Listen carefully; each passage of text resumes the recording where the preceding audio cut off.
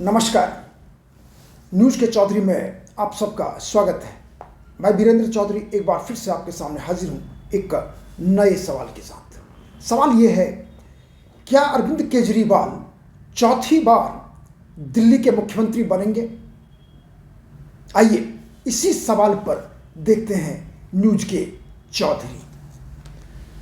दिल्ली विधानसभा चुनाव 23 फरवरी से पहले संपन्न हो जाएंगे।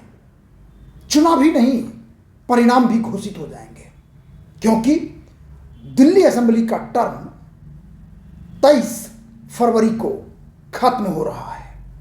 हालांकि अभी चुनाव के शेड्यूल घोषित नहीं हुए हैं, जल्द ही होंगे, लेकिन चुनावी सरगर्मी भारत की राजधानी दिल्ली में काफी जोरों पर है। चाहे वो बीजेपी की बात हो, चाहे वो कांग्रेस की बात हो, चाहे वो आप की बात हो।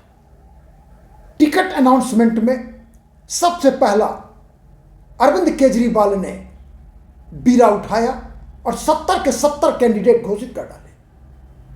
उसके बाद कांग्रेस भी पीछे हटने वाली नहीं, उन्होंने भी कैंडिडेट्स की घोषणा की, लेकिन सभी नहीं। भारतीय जनता पार्टी को अभी तय करना है कि उसके 70 कैंडिडेट कौन होंगे, किसके खिलाफ होंगे। ये सारी चीजें अभी बाकी हैं, लेकिन जो सबसे बड़ा अहम सवाल है, जो मेरे न्यूज़ के चौधरी का सवाल है, क्या अरविंद केजरीवाल चौथी बार दिल्ली के मुख्यमंत्री बनेंगे? यानी अरविंद केजरीवाल 3 बार दिल्ली के मुख्यमंत्री बन चुके हैं। सबसे पहले वो मुख्यमंत्री बने थे 2013 में, और कुल अवधि रहा 48 दिनों का, और उन्हें इस्तीफा देना पड़ा क्योंकि गठबंधन की सरकार चली नहीं। उसके बाद 2015 में फिर से अरविंद केजरीवाल भारी बहुमत के साथ चुनाव जीतकर दूसरी बार मुख्यमंत्री बने और 2020 तक लगातार मुख्यमंत्री रहे। फिर से 2020 में जब दिल्ली के विधानसभा चुनाव हुए तो भारी बहुमत से आप पार्टी चुनाव जीती और तीसरी बार अरविंद केजरीवाल दिल्ली के मुख्यमंत्री बने। इसलिए मेरा सवाल है कि क्या अरविंद केजरीवाल चौथी बार दिल्ली के मुख्यमंत्री बनेंगे? और यदि थोड़ा और जानना चाहें, दिल्ली में लॉन्गेस्ट सर्विंग चीफ मिनिस्टर रही हैं स्वर्गीय शीला दीक्षित। उन्होंने लगातार 3 टर्म चुनाव जीता कांग्रेस के लिए और दिल्ली के मुख्यमंत्री रही, यानी लॉन्गेस्ट सर्विंग चीफ मिनिस्टर 15 वर्ष 25 दिन। 15 वर्ष 25 दिन। दूसरे नंबर पर अरविंद केजरीवाल हैं, यानी 9 साल 267 दिन, यानी तकरीबन 10 वर्ष कह लीजिए। हो ही जाता यदि वो शराब घोटाले के केस में इस्तीफा ना दिए होते तो। हालांकि उन्होंने इस्तीफा दिया, बेल मिला, जेल में थे सुप्रीम कोर्ट से, लेकिन सुप्रीम कोर्ट ने बेल तो दिया, लेकिन बेल के कंडीशन ऐसे थे कि अरविंद केजरीवाल मुख्यमंत्री कार्यालय नहीं जाएंगे, अरविंद केजरीवाल सेक्रेटेरिएट नहीं जाएंगे, अरविंद केजरीवाल केस पर, चल रहे केस पर किसी प्रकार की प्रतिक्रिया या वक्तव्य नहीं देंगे। अब आप समझ सकते हैं कि इसके बाद बचता क्या है सिवाय इस्तीफा के। ना आप सीएम ऑफिस जाएंगे, ना आप सेक्रेटेरिएट जाएंगे, तो फिर करेंगे क्या? और उन्होंने मुख्यमंत्री पद से इस्तीफा दे दिया और आतिशी मरलेना को उन्होंने आप पार्टी के मुख्यमंत्री के रूप में चुनाव किया और वो दिल्ली की मुख्यमंत्री बन गई। दूसरी महिला मुख्यमंत्री, नहीं माफ करेंगे, तीसरी महिला मुख्यमंत्री। सबसे पहले शीला दीक्षित, उसके बाद सुषमा स्वराज और उसके बाद आतिशी मरलेना। अब सवाल उठता है कि अरविंद केजरीवाल चौथी बार चुनाव जीतकर दिल्ली के मुख्यमंत्री बनेंगे। अब यहां पर कुछ बातें हमें समझनी होंगी। 2013 के चुनाव में अरविंद केजरीवाल की पार्टी को बहुमत नहीं मिला था, यानी 2013 में भारतीय जनता पार्टी विधानसभा चुनाव में सबसे बड़ी पार्टी थी, यानी 31 सीट, और आपको मिला था 28 और कांग्रेस को मिला था 8, बाकी 3 अन्य के खाते में था। इसलिए अरविंद केजरीवाल ने कांग्रेस के सहयोग से सरकार बनाया, लेकिन वो सरकार चली नहीं 45 दिन में साफ। अब है उसके बाद जब 2015 में चुनाव होते हैं, अनप्रेसिडेंटेड विक्ट्री आपको मिला। 67 सीट 70 में से सिर्फ 3 सीटें जो बची वो बीजेपी के खाते में गई। 2020 में फिर से अनप्रेसिडेंटेड, लेकिन 2015 की तरह नहीं, बल्कि 2020 में 62 सीटें मिली और अन्य 8 सीट बीजेपी के खाते में। और यदि वही आप लोकसभा का देखेंगे, 2014 लोकसभा चुनाव 7 सीट बीजेपी, 2019 लोकसभा चुनाव 7 सीट बीजेपी, 2024 लोकसभा चुनाव 7 सीट बीजेपी। बल्कि 2024 में अरविंद केजरीवाल ने कांग्रेस के साथ समझौता करके चुनाव लड़ा, लेकिन ढाक के 3 पात, सफलता नहीं मिली। और 2019 में अकेले लड़ा तो भी ढाक के 3 पात, हुआ कुछ नहीं। और 2014 में तो जानते ही हैं। तो सवाल उठता है कि विधानसभा चुनाव में केजरीवाल लगातार 2 बार स्पष्ट भारी बहुमत के साथ सरकार बनाए, मुख्यमंत्री बने। अब की बार यह है कुछ चीज जो मैं कह रहा था आपको समझने की। मैंने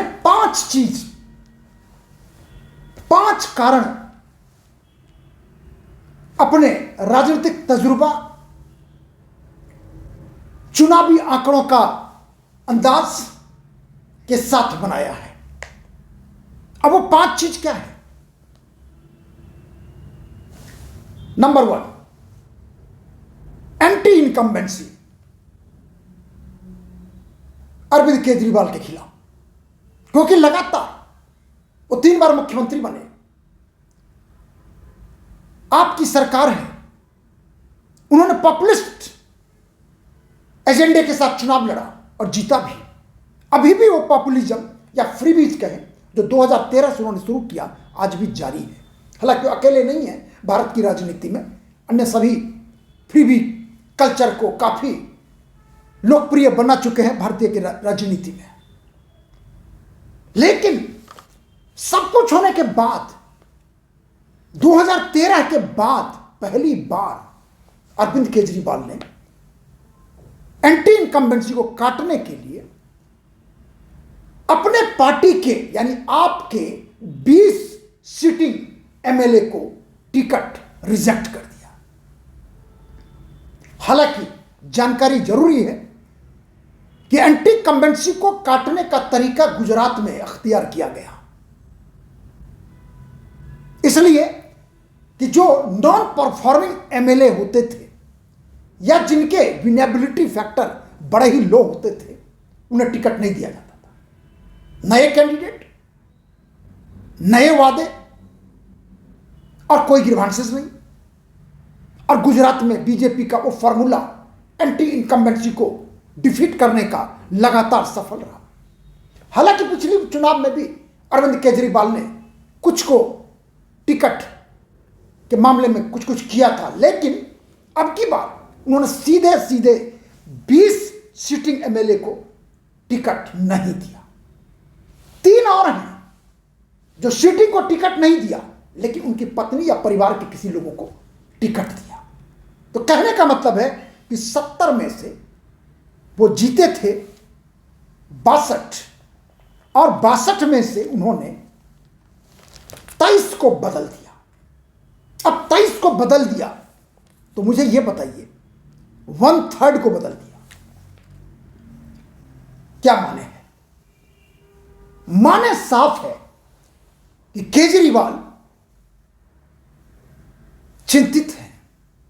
केजरीवाल उतने कॉन्फिडेंट नहीं हैं जितने वो 2015 या 2020 में हुआ करते थे। नहीं तो मनीष सिसोदिया जैसे कैंडिडेट का कॉन्स्टिट्यूएंसी बदलना और भी कई लोगों का, कई इंपॉर्टेंट कैंडिडेट का टिकट काट देना साफ साफ दिखाता है कि अरविंद केजरीवाल कहीं ना कहीं उनके दिल में ये बातें आ चुकी हैं कि अब की बार शायद केजरीवाल ना हो। Number 1 anti incumbency. दूसरा फ्रीबीज, जो मैं चर्चा की पहले। देखिए, populist agenda, populist measure, freebies अब सिर्फ केजरीवाल तक सीमित नहीं है। यह सच है कि 2013 के विधानसभा चुनाव दिल्ली में केजरीवाल ने एक एक्सपेरिमेंट किया कि 2000 लीटर तक पानी फ्री मिलेगा, 200 यूनिट तक बिजली फ्री मिलेगा, और इसका परिणाम हुआ कि दिल्ली की जनता ने कांग्रेस का सुपड़ा साफ कर दिया। हालांकि उस सुपड़े साफ होने के कारण सिर्फ यही नहीं थे, भयानक करप्शन का चार्ज कांग्रेस सरकार के खिलाफ, लेकिन पॉपुलिस्ट 2 मेजर ऐसे हुए कि 200 यूनिट बिजली और 2000 लीटर पानी फ्री मिलेंगे, और वो काम कर गया। परिणाम यह हुआ कि 2015 विधानसभा चुनाव में कांग्रेस का खाता तक नहीं खुला, एक कभी सीट नहीं मिली। जिस पार्टी ने 15 साल शासन किया, बल्कि 2013 का चुनाव देखेंगे तो नई दिल्ली अब नाम है, पहले वो गोल मार्केट हुआ करता था, जहां से शीला दीक्षित 3 बार चुनाव जीती थी और मुख्यमंत्री बनी थी। शीला दीक्षित खुद भी 2013 विधानसभा चुनाव में अपना सीट नहीं बचा सकी, भारी वोटों से हारी, और 2015 में इस तरह से हुआ वहां पे। लेकिन 2020 में आप देखेंगे कि अरविंद केजरीवाल का फ्रीबी का चलता रहा, लेकिन जैसे उन्होंने मौलवीज जैसे जितने थे उन सबको दिल्ली इमाम कहिए, उन्होंने पेंशन जारी किया, बल्कि सैलरी देना, माफ करेंगे, सैलरी देना शुरू किया 18,000। Populist measure. लेकिन अब की बार मैं आपको बताना चाहता हूं कि 9 साल 10 साल रूल करने के बाद भी केजरीवाल फ्रीवीज का लाइन लगा दिया उन्होंने दिल्ली के चुनाव घोषणा से पहले ही। देखिए, नंबर 1 संजीवनी योजना, सीनियर सिटीजन के लिए फ्री मेडिकल, महिला सम्मान योजना 1000 को 2100 पर मंथ, और एक तो घोषणा यह भी कर दिया कि दिल्ली के पुजारी और ग्रंथियों को 18,000 प्रति महीने सैलरी मिलेंगे, और यदि आप चुनाव जीत जाती है तो। अब आप अंदाज लगा लीजिए संजीवनी योजना हो या महिला सम्मान योजना हो या पुजारी और ग्रंथियों के लिए सैलरी की बात हो, यही चीज उन्होंने पहले क्यों नहीं किया? निश्चित रूप से उन्होंने अपने कॉन्स्टिट्यूएंसी को, अपने दिल्ली के वोटर्स को बांधने का प्रयास कर रहे हैं, क्योंकि उन्हें अंदेशा है कि कहीं अब की बार केजरीवाल ना आए तो कहने का मतलब कहीं ना कहीं उनके दिल में एक भय है, फियर फैक्टर है। तो पहला एंटी इनकम्बेंसी, दूसरे पार्टी के लोगों को टिकट देना, दूसरा है फ्रीबीज बांटना लोगों में, तीसरा कांग्रेस फैक्टर है। आप सोचेंगे कांग्रेस फैक्टर कैसे बन गया? जो कांग्रेस पिछले विधानसभा चुनाव में 5% वोट नहीं पाई थी, 4.3, और उससे पहले 2015 के विधानसभा चुनाव में देखेंगे उस समय भी कांग्रेस को 9.7 मिले थे, यानी डबल डिजिट भी नहीं है। लेकिन अब की बार क्या हो गया ऐसा? अब की बार यह हुआ कि जब लोकसभा का चुनाव हुआ तो कांग्रेस और आप गठबंधन में चुनाव लड़ी। आपको मिला 24.3% वोट और कांग्रेस को मिला 19%, यानी 4.3 से बढ़ के लोकसभा चुनाव में 19%। और तो और अरविंद केजरीवाल नई दिल्ली से चुनाव लड़ते रहे हैं, जीतते रहे हैं, और अब की बार 2013 में अरविंद केजरीवाल ने शीला दीक्षित को हराया था, और अब की बार उनका लड़का संदीप दीक्षित नई दिल्ली से कांग्रेस के उम्मीदवार हैं। और बीजेपी ने अभी अपनी उम्मीदवारी घोषित नहीं की है।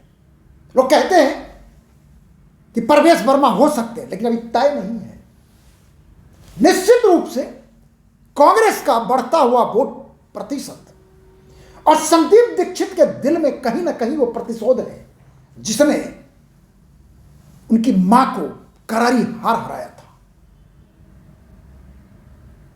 अब वो हरा पाएंगे नहीं हरा पाएंगे ये तो परिणाम से पता चलेगा, लेकिन रेस में वो आके खड़े हो गए हैं और प्रतिदिन कुछ ना कुछ अरविंद केजरीवाल या आपको इस तरह का अटैक कर रहे हैं जिसे लगता है कि कांग्रेस थोड़ा इस बार समझ रही है।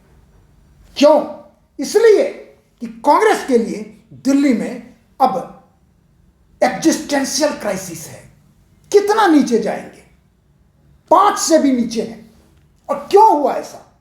कारण है पहला भ्रष्टाचार के कारण, दूसरा उन्होंने बीजेपी को हराने के लिए अपने सारे काडर और वोट अरविंद केजरीवाल को शिफ्ट कर दिया, और उसका परिणाम है कि आप देखेंगे कि पिछले 5 चुनाव में, यानी 2014 लोकसभा, 2015 विधानसभा, 2019 लोकसभा, 2020 विधानसभा, 2024 लोकसभा, कांग्रेस का दिल्ली में ना ही लोकसभा में खाता खुला ना ही विधानसभा। तो अब कांग्रेस को यह लगने लगा है, क्योंकि अब की बार भी उन्हें था कि समझौता होगा, लेकिन एक तरफा अरविंद केजरीवाल ने कांग्रेस के साथ गठबंधन को रिजेक्ट कर दिया कि हम अकेले चुनाव लड़ेंगे। खिसियानी बिल्ली धूड़ी नाचे कहते ना, अब खिसियानी बिल्ली बन गई कांग्रेस। तो अब उन्होंने क्या किया कि अपना कैंडिडेट खड़ा करना शुरू किया है। और यदि ये कांग्रेस यदि सीरियसली अपने रेलिवेंस फैक्टर को प्रूव कर पाती है, 15% भी वोट ला पाती है, तो यकीन मानिए अरविंद केजरीवाल के लिए वो 15 का 15% वोट हाथ से निकल जाएगा। क्योंकि अरविंद केजरीवाल के वोट में कांग्रेस का वोट है। क्योंकि कांग्रेस अब तक खुश होती थी कि बीजेपी हार रही है, अब कांग्रेस को लग रहा है कि दूसरे को हराने के चक्कर में तीसरे को हीरो बना दिया और खुद अपनी वजूद साफ चाहती है कांग्रेस, वजूद वापसी। और यदि ऐसा हुआ तो अंदाज नहीं, यकीनन अरविंद केजरीवाल के लिए भारी संकट होगा। चौथा, बीजेपी दिल्ली के चुनावी इतिहास में कांग्रेस और बीजेपी एक पेरेनियल राइवल रहा है, लेकिन एक तीसरे प्लेयर अरविंद केजरीवाल ने आके कांग्रेस को साफ किया और बीजेपी के खिलाफ रेस में आगे आ गया। यानी दिल्ली की राजनीति बीजेपी बनाम आप। लेकिन एक फर्क है, ध्यान से सुनिएगा। पिछले 6 चुनाव माने 2013 असेंबली, 2014 लोकसभा, 2015 असेंबली, 2019 लोकसभा, 2020 विधानसभा और 2024 लोकसभा। यदि आप वोट देखेंगे तो बीजेपी का वोट कभी भी 30% से नीचे नहीं गया, जबकि अरविंद केजरीवाल का वोट सिर्फ 2 बार, वो भी दोनों बार विधानसभा चुनाव यानी 2015 और 2020 में 50% के ज्यादा था। और यदि एवरेज निकालेंगे, अब विधानसभा में देखिए, लोकसभा में जैसे 2024 में आपको मिला है 24.3%, जबकि बीजेपी को मिला है 54%, 7%, और कांग्रेस का 19% और अन्य के खाते में 2%। उसी प्रकार अब देखिए आप, यदि आप विधानसभा 2020 का देखें तो बीजेपी को मिलता है 38.7% वोट, भले सीट मिलता है 8 विधानसभा चुनाव। दूसरी तरफ आपको मिलता है 53.8%, सीट मिलता है 62। तो कहने का मतलब यह है कि यदि आपका 6 चुनाव का एवरेज निकालें, बीजेपी का 6 चुनाव का एवरेज निकालें, कांग्रेस का एवरेज निकालें, तो आप देखेंगे कि बीजेपी का एवरेज बनता है लगभग 44% वोट का, और आपका बनता है तकरीबन 41%, यानी 3% का फासला है। और कांग्रेस का बनता है लगभग 16%, और यही 16% यदि एवरेज कांग्रेस को मिला तो अरविंद केजरीवाल का रास्ता चौथी बार मुख्यमंत्री बनने का साफ हो जाएगा, यानी समाप्त हो जाएगा। ध्यान दीजिएगा, यदि कांग्रेस 15% से ज्यादा वोट लाती है दिल्ली के विधानसभा चुनाव में, तो अरविंद केजरीवाल चुनाव हार जाएंगे। और कांग्रेस तो आएगी नहीं सत्ता में, वो बनेगी स्पॉइलर, और विनर बनेगा बीजेपी, क्योंकि बीजेपी का जो बेस वोट है, अब देखिए आपको मैं बता रहा हूं, 2013 में बीजेपी को मिलता है 33.3% विधानसभा, 2014 लोकसभा में मिलता है बीजेपी को 46.6%, 2015 विधानसभा में बीजेपी को मिलता है 32.3%, 2019 लोकसभा चुनाव में मिलता है 56.9%, 2020 असेंबली में चुनाव में मिलता है बीजेपी 38.7%, और 2024 लोकसभा चुनाव में मिलता है 54.7%। तो आप मानिए कि एवरेज आपका है 41%, बीजेपी का है 44% और कांग्रेस का है 16%। और यदि कांग्रेस ने 16% अब की बार लाया तो आप 40 में से घटा दीजिए सीधे सीधे, क्योंकि पिछले चुनाव में जैसे मैंने कहा कांग्रेस को 5% भी नहीं मिला था। तो यदि 16% मिलता है तो सीधे सीधे 10%, 11% का इजाफा होगा, और कांग्रेस का इजाफा आप और अरविंद केजरीवाल को न चुनाव से, जीत से दूरों दूर यानी कोसों दूर कर देगा। यह हुआ आपका चौथा कारण। अब देखिए पांचवा कारण, हालांकि पांचवा कारण हम उतना इस बात से नहीं कह सकते क्योंकि कानूनी बात है।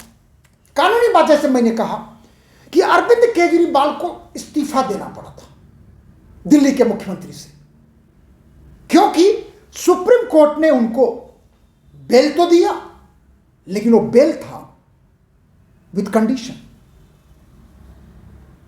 चीफ मिनिस्टर ऑफिस नहीं जाएंगे केजरीवाल, सेक्रेटेरिएट नहीं जाएंगे केजरीवाल, दस्तखत नहीं करेंगे, स्वाभाविक है, एज ए मुख्यमंत्री चल रहे केस पर कोई टिप्पणी नहीं करेंगे, तो फिर वो मुख्यमंत्री क्यों रहते हैं? इस्तीफा दे दिया। सवाल उठता है यहां पर कि मान लीजिए आप जीत भी जाती है, तो क्या सुप्रीम कोर्ट का वो कंडीशन, क्योंकि केस तो खत्म नहीं हुआ अभी तक, बहुत मार्के की बात है, लेकिन मैं कानूनवेत्ता नहीं हूं, इसलिए इसको मैं इसलिए आपसे कह रहा हूं कि ये कानूनवेत्ता जो होंगे इसको समय आने पर भली भांति जांच करेंगे और अपनी राय देंगे। लेकिन जो सुप्रीम कोर्ट का बेल विथ कंडीशन था, यदि वही बेल कंडीशन रहा तो केस तो चल ही रहा है, और जीतने के बाद भी यदि यह केस का कंडीशन लागू होता है तो अरविंद केजरीवाल चौथी बार दिल्ली का मुख्यमंत्री कैसे बनेंगे? तो इसलिए मेरा कहना है कि अरविंद केजरीवाल अब की बार चौथी बार शायद दिल्ली का मुख्यमंत्री नहीं बन पाएंगे। शायद शब्द, क्योंकि कानून वाले बताएंगे, चुनाव परिणाम घोषित होगा, पता चलेगा हुआ क्या, क्योंकि स्वाभाविक है आप जीतेगी तभी केजरीवाल के मुख्यमंत्री बनने की बात होगी। यदि आप जीतती ही नहीं है तो फिर तो सवाल ही खत्म। लेकिन हमें करना होगा इंतजार दिल्ली के विधानसभा चुनाव का और उसके परिणाम का, कि क्या अरविंद केजरीवाल चौथी बार दिल्ली के मुख्यमंत्री बनेंगे या नहीं बनेंगे। चलिए करते हैं इंतजार। आखिर में यदि आपको यह कार्यक्रम अच्छा लगता है तो इसे आप लाइक करें, शेयर करें, यदि कुछ कहना चाहते हैं तो कमेंट सेक्शन में जाके अपनी बात जरूर कहिए। और एक निवेदन, एक प्रार्थना कि मेरे YouTube चैनल को आप सब्सक्राइब जरूर करिए, क्योंकि आपके स्नेह के बिना, आपके प्रेम के बिना, आपके सब्सक्रिप्शन के बिना हम आपसे मुखातिब नहीं हो पाएंगे। इसलिए आपसे आग्रह कि मेरे YouTube चैनल को आप जरूर सब्सक्राइब कीजिए, जिससे अब लगातार आपसे हम जुड़े रह सकें। बहुत बहुत धन्यवाद। नमस्कार।